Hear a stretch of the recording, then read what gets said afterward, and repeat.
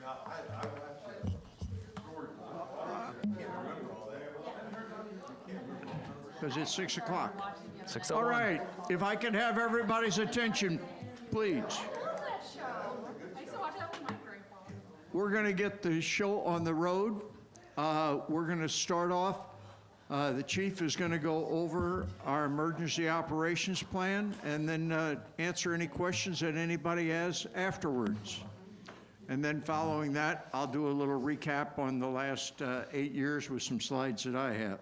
Chief, it's all All right, yours. well, I'm looking out in the audience, and I'm seeing some of the people that were here last week when we've shown some of the EOP, so I won't belabor a lot of things, but for anybody that's online and watching and wants to watch this, I'll talk a little bit about what our emergency operations plan is. And when you think about what an emergency plan is like, what is an EOP? Well, you know, it's important to know that an EOP is a living document. It changes as we change, okay? There are certain things in there that as we grow as a city and our infrastructure grows, our assets, the things that we have available to us change.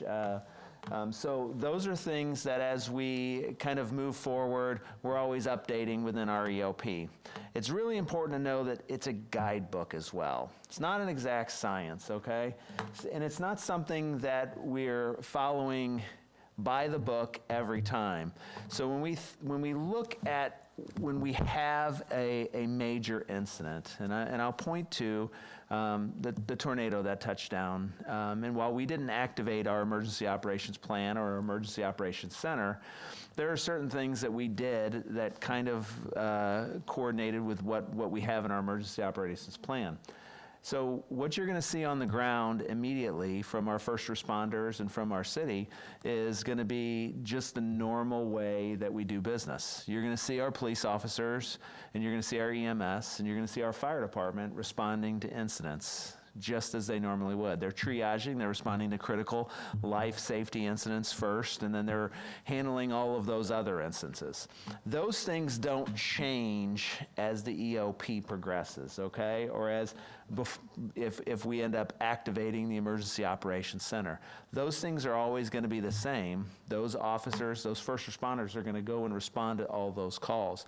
Where the EOP comes into play, and it comes into play usually 12 hours, 24 hours later, as you start to try to figure out what are you going to do with your resources, how are you going to replenish your resources, and what do we need to do and what do we need to prioritize. So those things that are happening immediately in the aftermath of a major incident, and when we talk about major incidents, we'll talk about all these all hazards things, because at the bottom here it says all hazards approach. There's a wide variety of hazards and threats. They can be man-made, they can be non-man-made, they can be natural. So you could have flooding, you could have tornadoes, you could have hurricanes, we don't have hurricanes, fires, or you could have terrorist attacks, earthquakes, terrorist attacks, mass shooting events like we've seen in Highland Park with parades. You could have something like that. So the EOP is, like I said, a guidebook. It has things on coordination. Who does what? Who is responsible for this? Who's responsible for that? And it provides a framework on how we're going to operate in the hours and the days and maybe even weeks after that event happens. Because there are certain things that we have to do to ensure that we comply with federal regulations, that if we are eligible for certain funding from the federal government, from FEMA, from IEMA, which is Illinois Emergency Management, how that all works out. Thanks. This is, it's a document that does comprehensive planning, and we talk about prevention, preparedness, response, and recovery. And we talk about prevention, so what are we doing for prevention? The prevention aspect of this is in our code enforcement, it's in our codes, it's our building codes, it's the infrastructure that we put in, it's making sure that we have all of the stormwater and all of these things that we talk about at city council meetings all the time. The preparedness, do we have the ability to respond to this when it happens? So when we look at what type of facilities we have is our wastewater treatment plant and the backups and the generators and the equipment that the police have, the first responders have, and then what our response is, and then finally what our recovery is. And when we talk about recovery, what can we do to help aid in the recovery of our community? Because essentially when an emergency operations plan is all of those things together to try to make sure that we get back on the road to recovery, because there are city services that still have to go on during and then after the response. And so that's why we look to the city, you look to the government for the recovery. Chief, All right. before you want, there are certain triggering points. Yes, and- Trigger yep. the activity of the county, state, and Yes, yeah. So what gives us the authority to have an emergency operations plan? Well, there is federal authority, there is Illinois authority under the Illinois Administrative Code, and then the authority here within the city of O'Fallon is our ordinances. So our ordinances, you know, this ordinance 37 talks about civil emergencies, our emergency operation plan, and then what triggers that to happen. So essentially, if we're going to have trigger the emergency operations plan and have that go into effect, we're going to start with the mayor of the city of O'Fallon being the principal executive officer, having a written declaration under oath of saying, hey, we've got an emergency. We need to start the emergency operations plan, the EOC, the Emergency Operations Center. So that takes forth, and then that kind of brings everything into the plan, into motion per se. And then we rely on assistance from the St. Clair County Emergency Management, and then from that perspective, then we would notify the Illinois Emergency Management Association to have any kind of resources that we would have. It's kind of an all hands on deck thing that we have with that, you know, proclamation of emergency. So when you look at the document, the EOP, you know, what's included, you're going to have a statement of purpose, your plan, what capacities the city of O'Fallon has to save the maximum number of lives, minimize injury, protect property, while preserving those normal functions of the city and government, because the government still has to go on, and we still have to have this. So, but the emergency operations plan allows us to circumvent some of those things, like the mayor has the ability to create certain rules and regulations within a certain amount of time frame before we have to convene the actual council then to enact those laws. So there are certain things that he can do. He can create curfews, he can you know, shut down liquor establishments and different things like that if we need to have that happen. All in a short time period before we can get the council together. And that's just to maintain the economic activities essential for the survival or recovery. If you think about, you know, emergency declarations, I think the last time that we even really had some emergency declarations was probably during COVID. And that was probably on the governor's side, you know, that affected us when you had these emergency declarations and some of the things that were able to happen during that process. And, you know, if you agree or whether you agree or don't agree, that's what that process was. It was an emergency declaration by the governor to say, hey, I need to shut down these, we can do this. There were things with, you know, alcohol sales and different things like that through the COVID. And that's probably the best example I can give you of some of those emergency declarations that happened that affected the city of O'Fallon since I've been here, because we really haven't had many emergency declarations in the 26 years that I've been with the city. Talks about concept of operations, you know, the department heads function and coordinate response different from day-to-day city operations. So some of the day-to-day city operations are suspended because we're dealing with an emergency. It identifies members of the crisis management team, which is going to be members of the directors of our different director of public safety, director of public works, director of community development. Everybody has a job, everybody has a function, everybody has a responsibility. Sandy's got to make sure that the money keeps rolling in. you know, because, you know, a lot of the things, the trainings that we go to, they say that you need a good 4 months easily, if you have a major disaster, of money to come in, because those city services and different money may not be coming in. Like if you have a major thing that wipes out, you know, a lot of your retail or things like that, you may not be having tax money coming in. You may not be having these things come in. So that's why it's always important to maintain those reserves so you can maintain that operating. You mentioned the community that had the shooting at the parade. They ran into that same thing with not only a limitation on what could operate for a period of time, but then also the extra expenses. The extra expenses. That they had going out. And I know it was a year and a half at least, and I don't know that they've ever gotten paid from the state or federal. Because there's a lot of times where you may not actually qualify for state or federal funding. So a lot of times, even though you have an emergency operations plan or an emergency operations center, or you have an emergency, you may not qualify for money from the state or the federal government. A lot of times you're on your own. Our Emergency Operations Center, which is located at Firehouse 4, or our backup is at Public Safety Building. So we do have an Emergency Operations Center at Firehouse 4 that's a hardened facility with computers. We have contracts with Verizon, our cell phone carriers, to have priority access for cell phone lines in case of emergency, because obviously if there's a big emergency, cell phones are going to go down. And we would have priority access to those sort of things.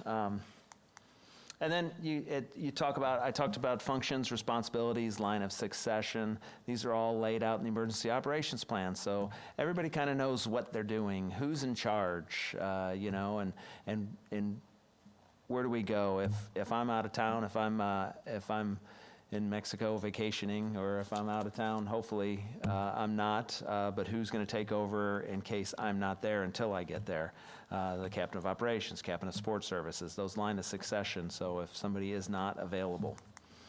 Another thing that the emergency operation plan has is a good number of annexes that outline a particular function and describe those potential situations that we might have, assumptions of what might happen if an earthquake happens, of what might happen if a tornado comes through, assumptions of what the resources that we have available and what we might need to do. So they're kind of just what ifs. So you play these what ifs out in these annexes. So you have a damage assessment. So you look at those things and I can tell you, that's the community development, public works. And so while we didn't activate the EOC, we used the EOP because we knew that with this last tornado, there's damage assessment. So, you know, we're on the phone immediately with Public Works. Jeff Taylor had people out there looking at damage to critical infrastructure, looking at damage to roads, clearing roads, and then community development was out there looking at damage to structures. Do we need to go and make contact with anybody because there's a tree on their house and we might need to, you know, have this looked at, you know, so it's safe for them to live in. Direction and control identifies department heads, disaster intelligence, earthquake, evacuation, hazmat, health and medical. I mean, these are all things, mass care, mortuary services. If you have a huge event, you're going to have to bring in potentially, mortuary services and have morgues on site if there's a massive event or something like that. Public information, that's always a huge thing that the mayor's responsibility. They'd assign a public information officer is just to make sure that the message going out is clear, concise, and coming from one source. Because a lot of times, you know, in social media, you get a lot of different things coming out in different spots. So you want to make sure that all your messaging is coming out through social media, through press releases, through our Code Red system, but it's all the same message, so that way we can get that information out to our residents. No. Oh, okay. Yes, you can. All your public safety personnel are trained in NIMS. Our department heads, like Jeff Taylor, trained in. If Jeff's listening, he gets signed up for training on this. I'm sorry, but they're all trained in NIMS. They all have the basic NIMS that has, and then there's another NIMS that we talk about with for public officials that we've sent some information out for public officials, and we're looking at hosting a class for public officials and elected officials to have a class here at the fire department sometime this spring or fall or summer. So, yeah. Resource management. So what resources do we have available to us? Because that's a big thing, you know. We can say, you know, we're going to put 10 squad cars here, but if we don't have 10 squad cars, well, where are we going to get them from? So those are things that we have MOUs, memorandums of understanding with other departments to come in and help with ILEAS, which is, you know, to bring those resources into our community if we need them. And then volunteers. Everybody wants to help, so you got to have you have to have an annex. How are we going to operate the volunteers? Who's going to be in charge of that? Who's going to make sure that our volunteers, you know, have a place to, you don't want a bunch of people coming into your city and not having anything for them to do, so you got to be able to control all that. And then he talked about NIMS, which is the National Incident Management System. That is the basic, that's the national approach to incident management. So everybody's talking on the same page. It's coordinating all of these things. And so that way, it happened after 9/11 is when it really hit really big, is making sure that when you bring all these people in, everybody's kind of speaking the same language, all have a clear understanding of what their roles and responsibility to have this emergency management response is. And this is just kind of the NIMS pyramid: basic awareness, unit leaders, crew supervision. These are classes that our officers go to, that our command staff goes to. They're very important. They're not very exciting. I'll be honest, they're incredibly boring. But they are important to have an understanding of how these things work, so that way when you get into these situations, you know how to act, you know how to respond. And then if you had a major incident, there's other organizations that would help come in, like St. Clair County EMA, Illinois Emergency Management, would be able to bring people in here to kind of help us run that as well. So it's important to know that because you're not on your own with this sort of stuff. There's a lot of people that they make a living doing this, traveling the country. You know, probably the biggest thing that you'll see NIMS and these things, these incident action plans and different things, is the wildfires. If you think about the wildfires that happen out in you know, in the west and in the northwest, these are major operations that go on for weeks and weeks at a time, and allocating resources and having plans in place.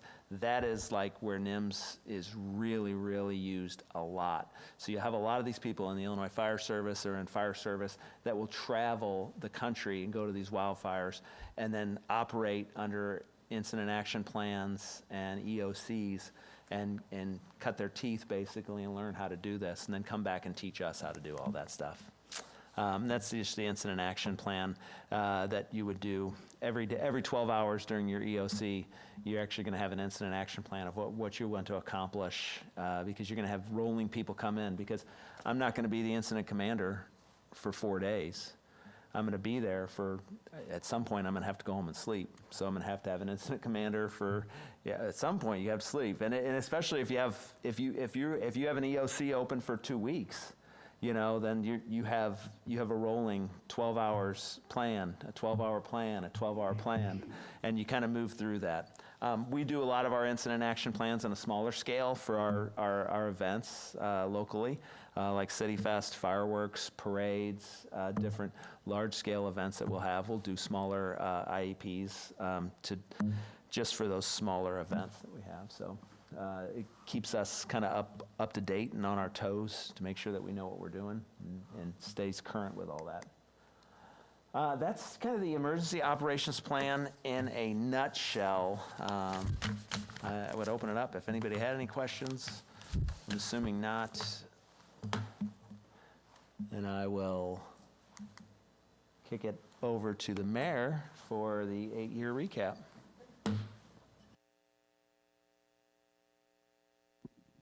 Hopefully, we never have to use that plan, but it is important that we do have it in place in case How many pages long is the whole document? Too many to count. I know, it's quite like, I went, We have a digital document, but the binder is about this thick. Mm-hmm. And the majority of the things stay the same year after year. Like I said, it's a guidebook. It's just to bring out, say, okay, are we making sure we have this?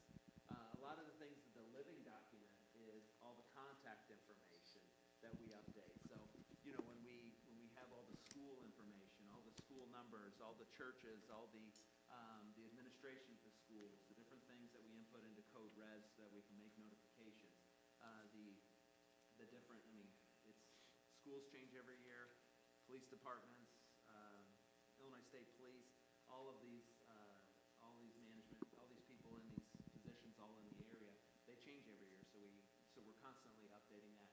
Our hotels, our hotel management, our big businesses in town, you know, what do we have? And I didn't mention this tonight, but I mentioned it before, Memorial Hospital and St. Elizabeth's Hospital, those are big, they have their own emergency operations plan, that are available to them, but, you know, those contacts there with Tim Claxton over at HSHS to make sure that, you know, we're on together. Mark Berry and the schools. districts have their own emergency operation plans, so we work with them to take a look at theirs. Probably the big thing that we get asked as much is how much do you train on your emergency operations plan? We don't necessarily train a whole lot on the plan, right? It's a guidebook. But are we training for the events that might happen that would trigger the emergency operations center or the emergency operations plan? Like mass casualty events, those are the big things.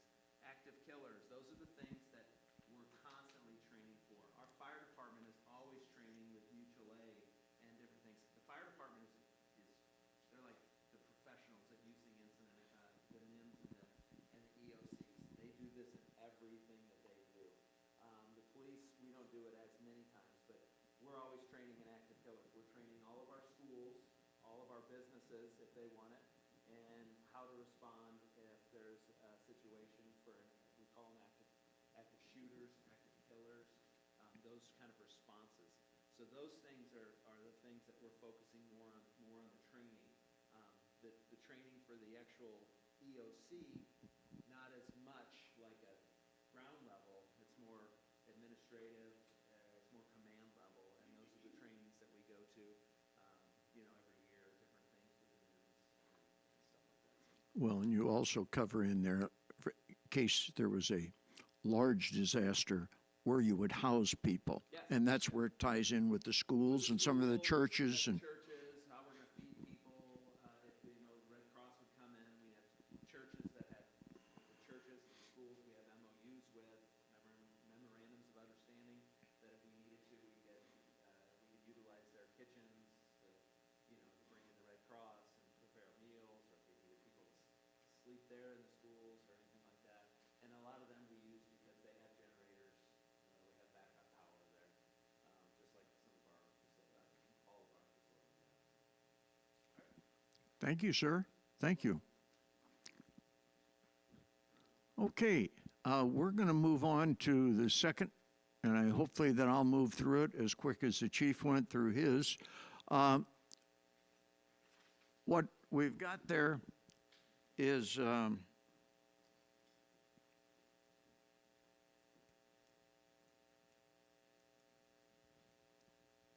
promises made, promises kept. Let me tell you where that comes from. That comes from when I was running, and I walked to over 6,000 homes. And while I was walking to those 6,000 homes, I kept a chart. You'd be surprised some of the statistics and charts I keep. But I kept a chart on things that people wanted to see changed, improved upon, made differently, or whatever. And then after I completed my walkthrough, I tabulated those and took the top 7. And that's what we're going to talk about tonight, because those were the top 7 things that people wanted to see happening, changes and so forth in our community. That is a quote from me that was printed in one of the newspapers. when they asked me why I was running for mayor. And that was a quote that I said, hey, this is why I'm running. No big thing. This is my hometown. Family's been here since the 1860s. And I got a lot of very good input from people. So let's cover the items, the 7 key issues that I had. And I want to start with saying the work that's been done on these 7 issues has been done. We've got 5 of our council members sitting here now. We've got a couple of members of our staff that were active. Eric, when he was chief, gave input on some of these things as well. They were not necessarily Herb's ideas, but they were ideas to help generate thoughts and programs of how we're going to go do it. Our staff, when we start talking about economics, you know, Sandy played a very, very good role in saying, yep, we can do this, or I don't know that we're going to try that.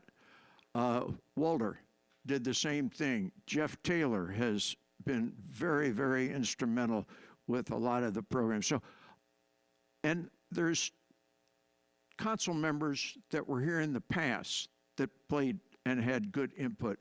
There are staff that was here in the past that played a very good role in helping us implement and put some of these things in place. So it's no one person, it's a united effort to work on these issues.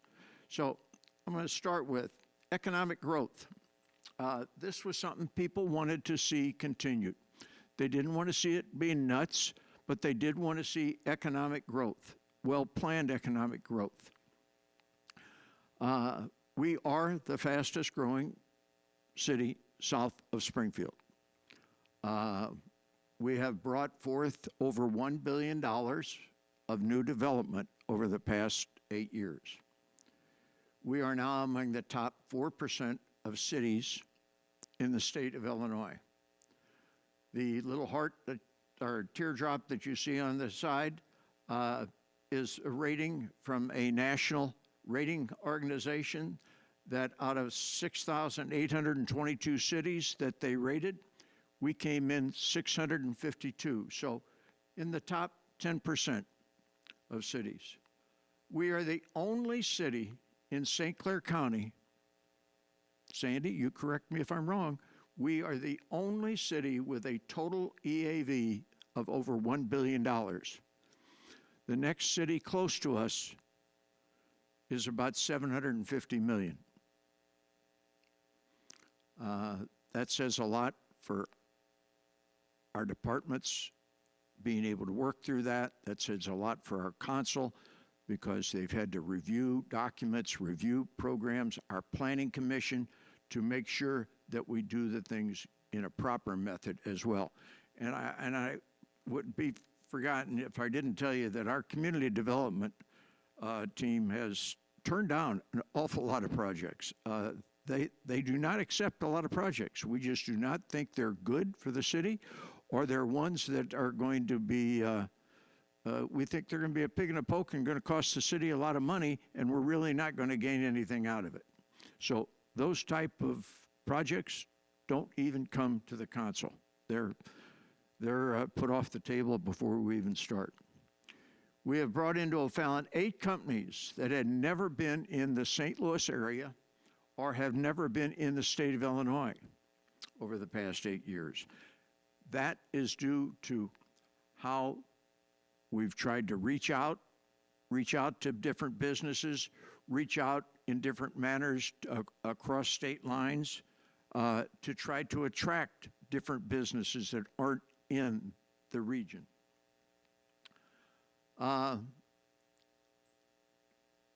Along with the economic growth, it ties a little bit into finances of what we can do and how we're prepared, the chief just said, to have some reserves. We've reduced our city's debt. We received the best financial rating of any city south of Interstate 80. That's the lower 80% of the state. Our debt was over 250% greater than our available reserves.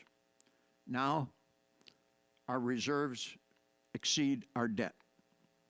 That puts us in a very good financial rating to go forward and to move with things, or in the case of an emergency, to be able to keep the services. Good example. We went through COVID for 2 years. We did not have to reduce the services to our citizens and to our businesses. Many communities did. Many communities are still recovering from it.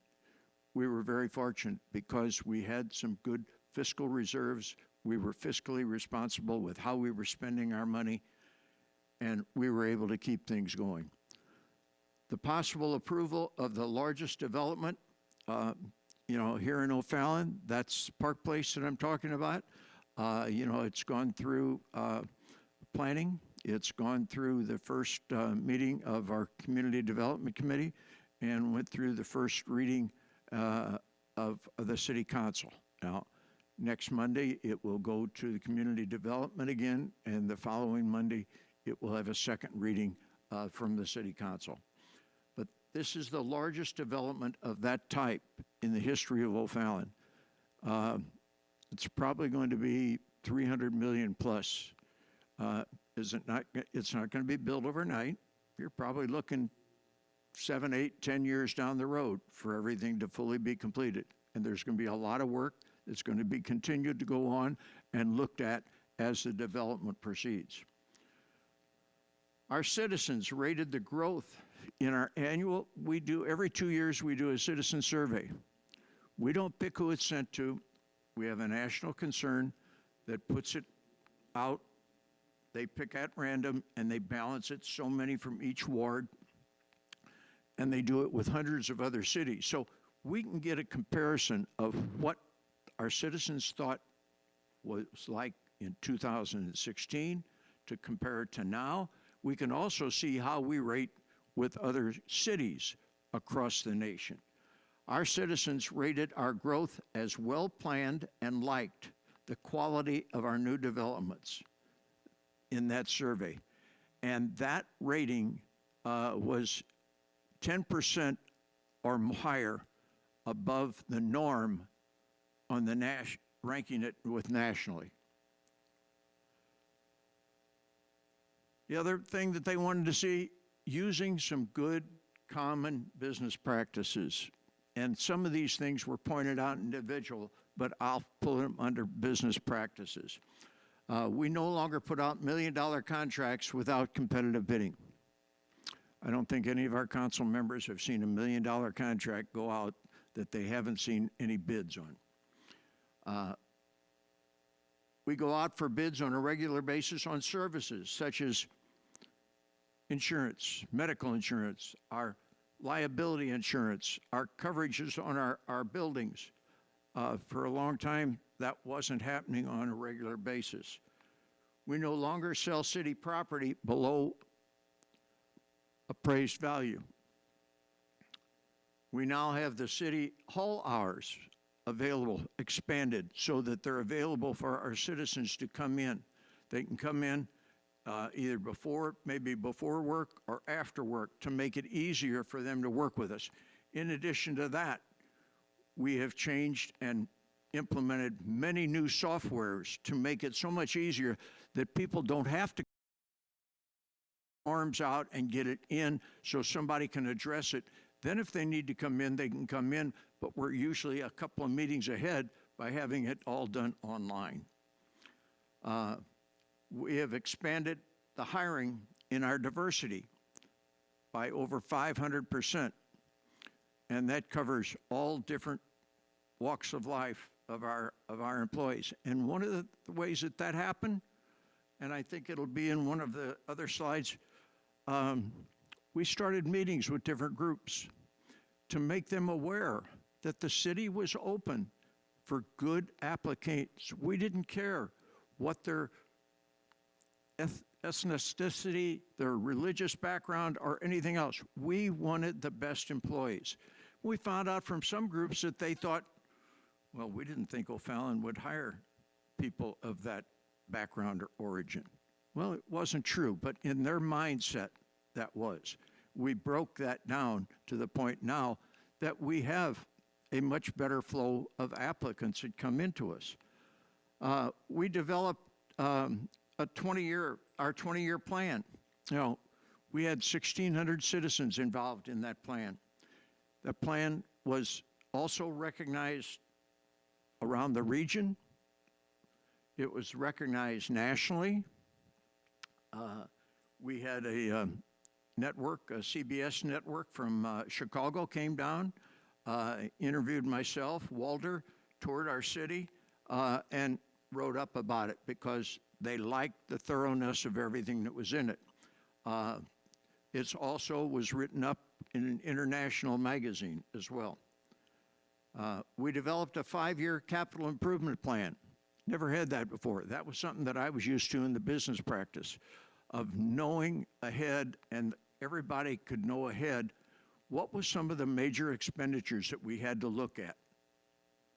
So how do you do that? You start asking your departments to start looking ahead as to what are when's some of your equipment going to be wearing out?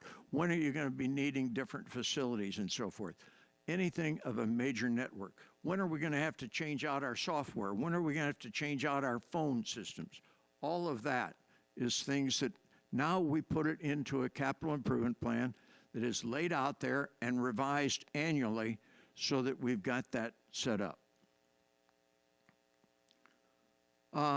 Community collaboration. This is one of the things I mentioned earlier. This was something that people wanted to see, the groups trying to work together. We regularly meet with members of our school district. I think it's probably well on a quarterly basis that we're meeting. Sandy is among those, Walter's among them. We have members of our council that are involved with that, and we go over different things. Do we always agree on everything? No, but at least they know what we're doing, we know what they're doing, and we try to come to some mutual agreements when at all possible can work together. I hold regular meetings with our county board members for the same purpose. I meet with them on a quarterly basis. We come in so that they know what's going on in the city, and is there something coming down from the county that we should be aware of?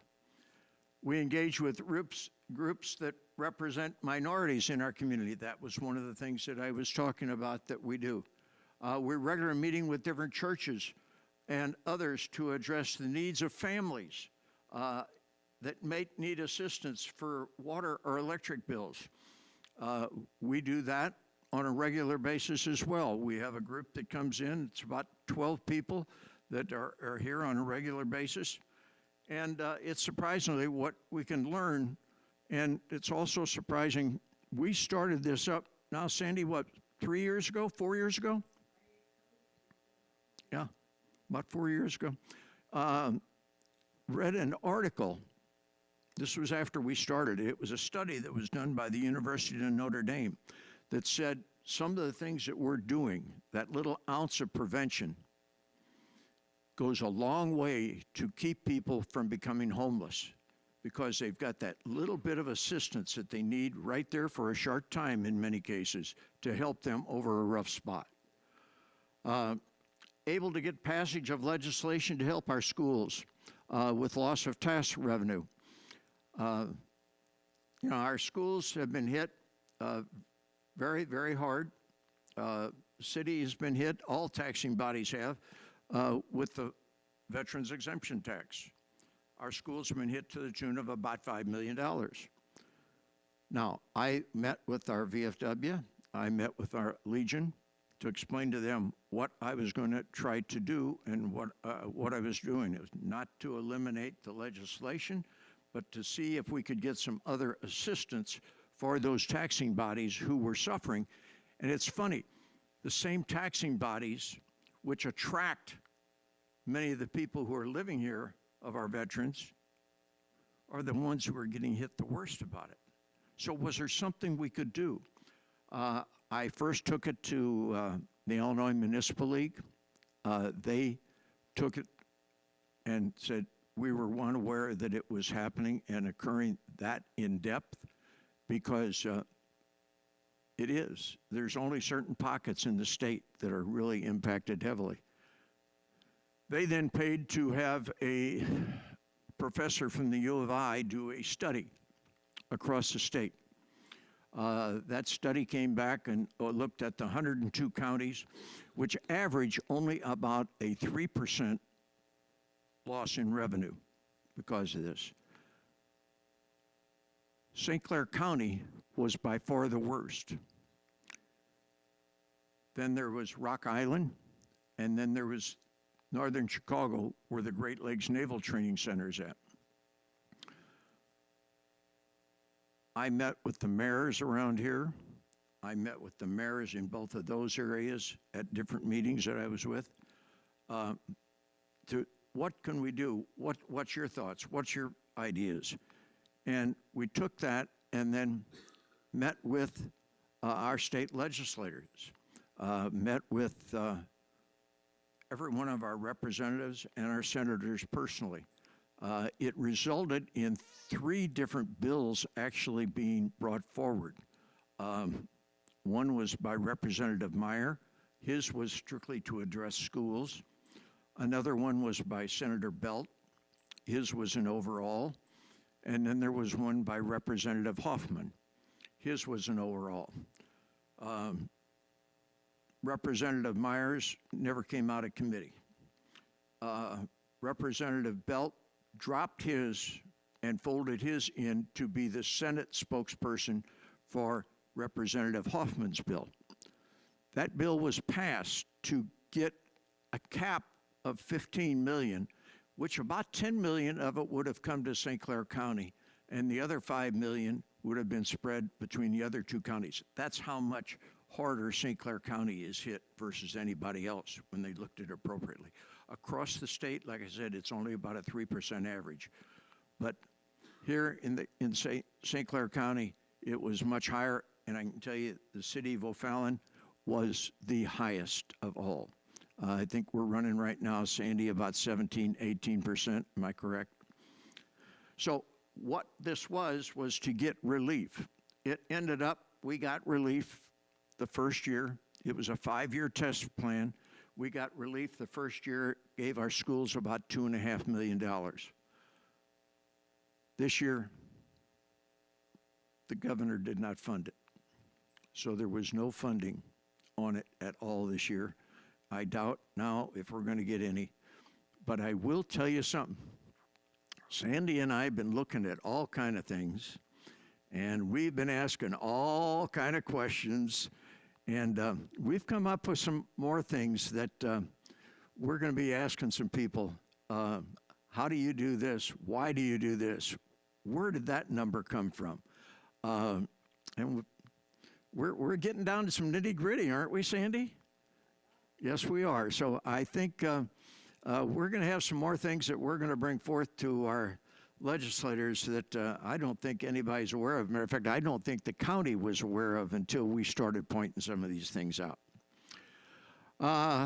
We've worked with OTHS on redoing Blazer Field. When that was done, we came to a joint agreement with Blazer Field. Why? Well, first off, when we can help our schools, why not? But in this case, why build a totally new baseball field and have the school have to pay for that? We've got an existing field. We can modernize it, bring it up to date, and do it jointly. So we came to an agreement on the modernization of Blazer Field. We've worked with, our Parks Department works with to make some of our nice fields out at the sports park available for our schools when they have some major games or tournaments come in. We've worked with Scott Air Base to help sponsor different activities for them. We've also, we have a very good cooperation. Our public safety team has sent staff out there for different occasions, like when they had the big air shows.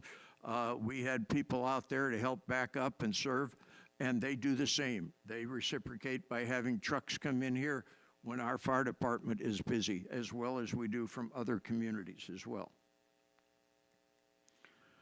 We worked with O'Fallon Township to help sponsor the after-prom parties. Not only that, we've worked with our schools and our townships on different things. When we went out and got bids from Waste Management, when we put the contracts out a few years ago, and we shared that information with the schools and with the township to see if that would help them. The schools didn't switch to Waste Management, but they've told me they used it as a bargaining tool to get a better price from their current supplier. Now, Waste, on the other hand, Sandy, if I remember correctly, the township told us that it helped them reduce their cost by about 40%, if I remember correctly. That's been a few years ago now, but we developed the business facade program to help our downtown businesses, help them get dressed, look better. New businesses coming in, new citizens coming in, don't want to see a rundown looking community. That's also a key of our code enforcement group. They don't get many Christmas cards, but boy, is their job important to make sure that we keep things looking well. We have not added any programs.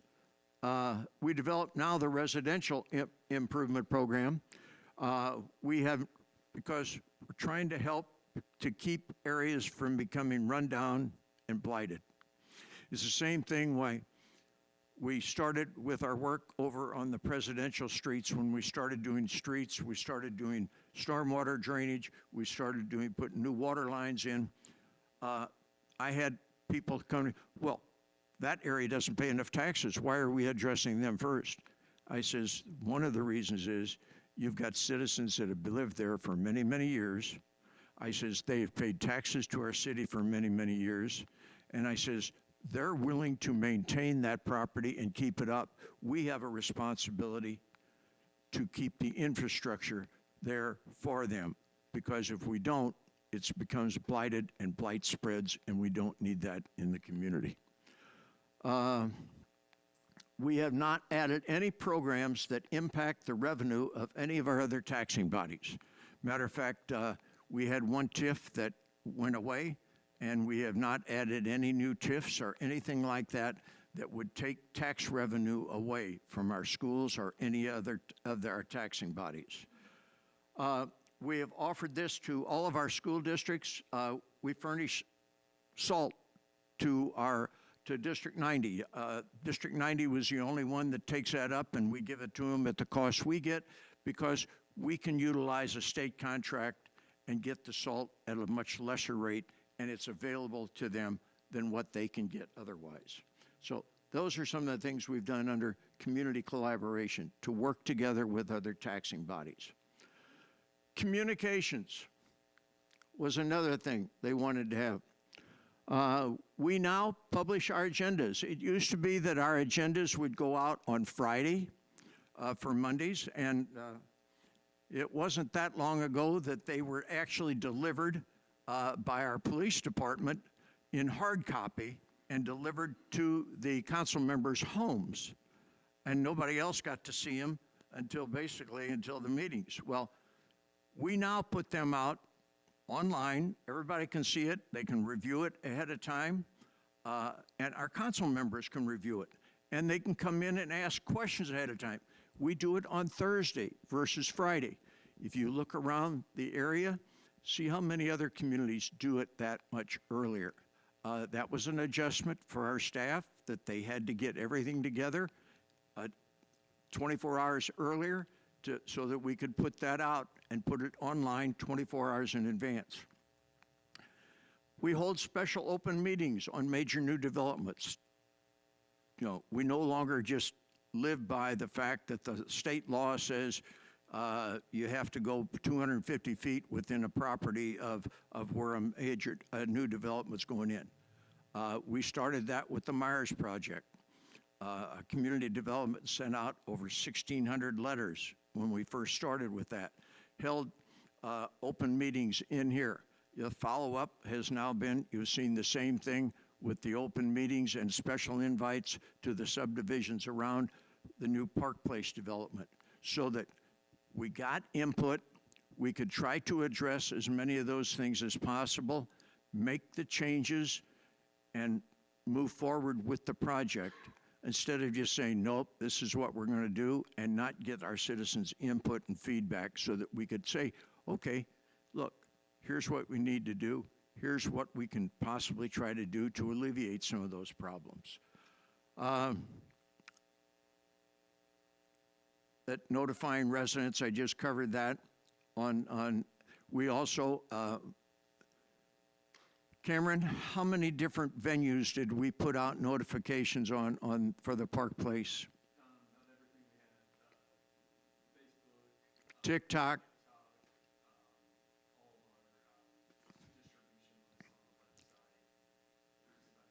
Tried to get it out as well as we could to everybody, to let everybody throughout the community be aware of it.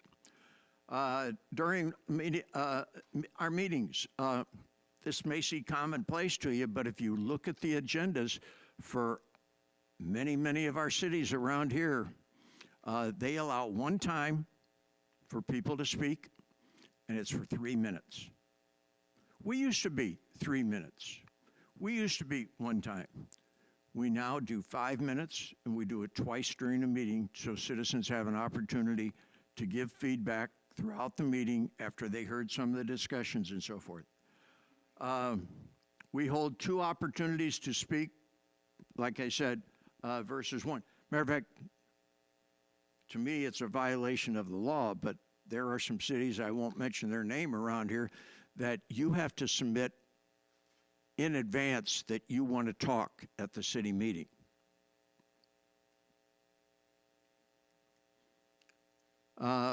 We've installed new equipment so that we can broadcast our meetings to the public, so that public doesn't have to necessarily come here for meetings anymore.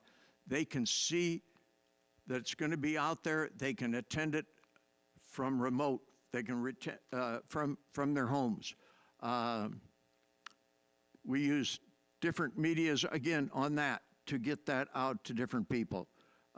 We held evening and weekend hours. I did that on Wednesday nights and Saturday mornings until COVID hit.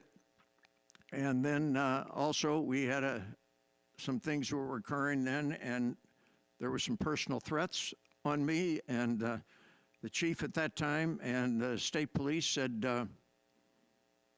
we're not going to let you meet alone. So they would have a police officer in here. I thought to myself, that's kind of a waste of a police officer, because sometimes nobody would show, sometimes one person for 5 minutes, but we took the time for a police officer to be in here. So I quit holding those. This is the 28th town hall meeting for citizens, so that we could try to make you aware of things, see if you had any questions about them. When I was an alderman, myself and my cohort, who was alderman with me in Ward 4, we would hold ward meetings every 6 months. Jerry, I believe you used to do that. You and Mr. Haggerty used to hold those also every 6 months for Ward 3. All right? Activities. People wanted to see other types of activities that would bring the community together. And there wasn't a lot of activities going on. We had 2 citywide activities back then, the Veterans Day Parade and Bacon Fest. That was basically what we had. We didn't have our homecoming anymore. We added the Vine Street Market. That came along. That opened in 2019. We started out with having about 150, 200 people there. Now, fortunately, that's grown to sometimes having over 2,000 people on those Saturday mornings. great for the downtown area, great to showplace our city to people coming in. And it's also been a good thing for our citizens as well. We developed City Fest and the parade for the new city, as a new citywide activity. That is now, we will be in our 7th year, our 6th year. We started it a year after, and then we were shut down for a year because of COVID. We now have the 4th of July fireworks display. We had not held a 4th of July fireworks display for 35 years. They used to be held on Diamond One by the American Legion many, many moons ago. We now have 3 downtown district nights events. That was something that we actually started talking about prior to COVID, but COVID kind of shut down those type of things. And then with the work with our downtown businesses, our Chamber of Commerce, our city staff working to develop those, it's just another means for the citizens to come out and to be together and be able to enjoy one another's company. And now from that, we've seen other downtown events come about, primarily from the downtown district themselves putting it together and our chamber. Our public safety team has to develop multiple ways of reaching out, pop-up barbecues that they hold throughout the city. Kirk, how many you normally schedule? I know some get rained out and so forth, but about 4 of them, and they're at different locations throughout the city. Yeah, usually about 4 or 5, depending on, we add the senior centers in there as well now. And what's that for? It's to introduce and let the families, the children in that, see that our public safety team is not bad guys. They're good. They're here to really help you. It's to know that, hey, our community here is one and we work together, and our public safety team is a very important one. And for the children to realize that, hey, police, fire aren't bad. They're really here to be a active part of our community and being very helpful for your family when you need them. And if you need some help, you can call them and you're going to get a good response. You're not going to get in trouble for calling them. But that takes some time and effort, and our public safety team has done a great job of breaking those down. They've had coffee with a cop. They have shop with a cop. They have Christmas with a cop, normally held over at Carriel. And that's been extremely successful. They have breakfast and everything else, and Santa Claus is there. They've put up the overhead lighting in downtown for another way, just to dress up the downtown area and make it more inviting for people to come in. And we've heard a lot of good feedback on that. Infrastructure improvements. This was a thing that people wanted to see maintained and improved upon. We've done miles of water lines, sewer lines, and resurfacing of streets. And they're not done randomly. They're not done because who lives on a given street. No. Jeff and his staff have an individual group, does an evaluation and rates our streets and says, okay, here's the areas we need to hit first, and here's what we need to address. And then they go about looking at all parts of it, not just the streets, the water lines, the stormwater, sewer, everything. They do a very good, thorough job. And it's paid a lot of dividends. We've got streets that haven't probably been touched for 40, 50 years that have now got some very good pavements. We've heard some very good feedback, or at least I have, from citizens in those areas saying, thank you. They really have appreciated what it's done on not only with the streets, but the stormwater as well.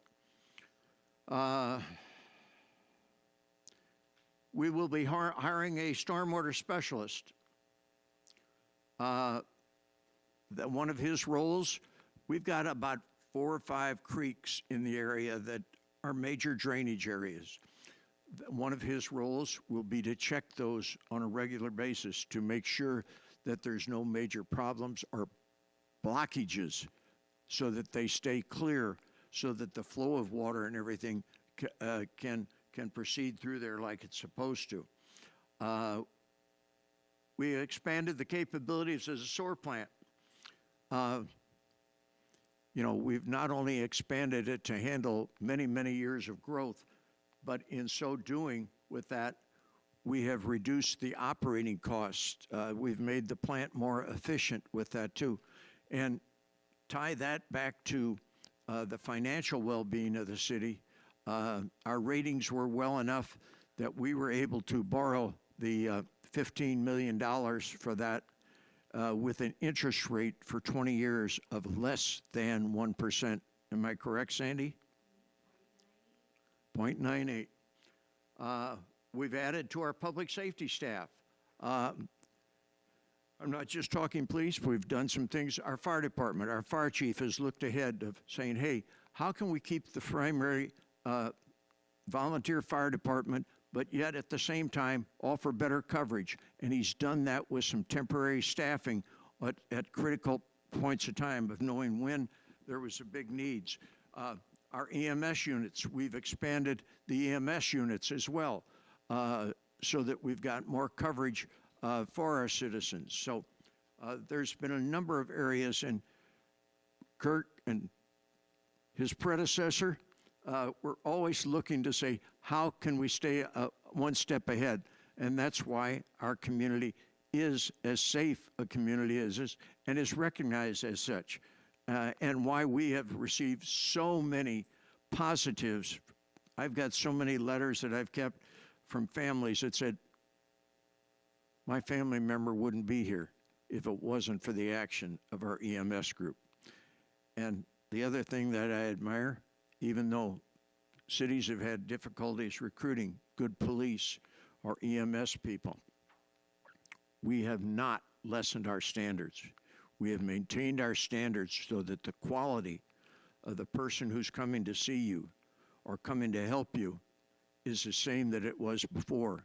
Because, you know, the weakest link is the one that everybody else looks at and then judges your entire department.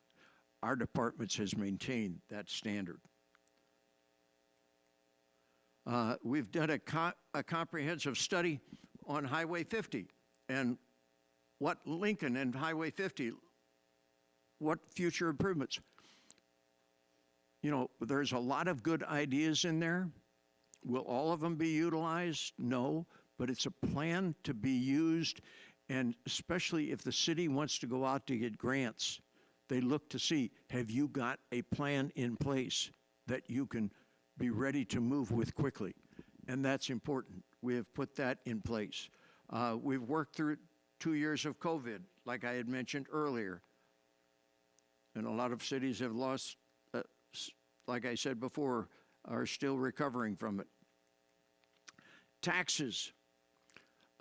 This was a quote here that was in the Belleville paper following our actions in 2018. This was a, well, Belleville City, this was a quote from the I forget if it was the editor in the Belleville paper made this quote. While Belleville City leaders raised property tax by 12%, O'Fallon City leaders worked to give taxpayers a break. O'Fallon mayor said, we are evaluating our internal processes, our staffing, and working to create efficiencies and still maintain high-quality services. I owe a great deal of this to our staff and our council for embracing this approach and making these accomplishments possible. Again, I will repeat, no one person accomplishes this. It's a team working together, and we've had that to keep our city moving forward. As a result, the city's approach, we have now lowered the property tax rate for 8 straight years. I don't know if that's the first time in the history of the city, but I can tell you it's the first time in 40 years because I only look back 40 years. Sandy's people furnished me with the books on that. We've lowered the property tax rate by 30%. It's the lowest property tax rate in 40 years. That's when I stopped, 40 years. we are, a lot of people reduce their tax rate, but they still collect more money. If people look at their 2017 tax bill, if they're in the same home and have the same property, and they look at their tax bill from last year, I don't know 25 because they're not out yet. I'm hoping it'll look the same. But if they look at that tax bill, and you've got 8 taxing districts on our tax bills in O'Fallon, the city of O'Fallon is the only one who has reduced the amount of taxes that are paid to us. None of the other 7 taxing districts can say that. They may have reduced their tax rate, but they have not reduced the amount of money that citizens pay.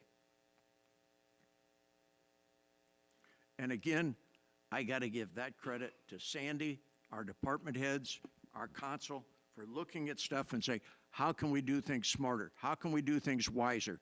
How can we reduce that cost? Do we really need to do this again or whatever? You know, there's so many people that need to get credit for this because it has been one great team effort. We have the lowest tax rate of any city with 20,000 or more in Madison or St. Clair County. It was interested again, if we looked at the survey that we put out, over 50% of our citizens like the value of services received versus the taxes paid. Normally, nobody likes taxes paid. But on that question, they like the services received for the taxes paid. And that, when compared with where that was at in 2016, that rating has improved by 28% during the last 8 years. And I think that was my final slide. And those were the 7 areas that you out here that I talked to and everybody else said, these are the 7 things we want to see you work on and try to improve upon.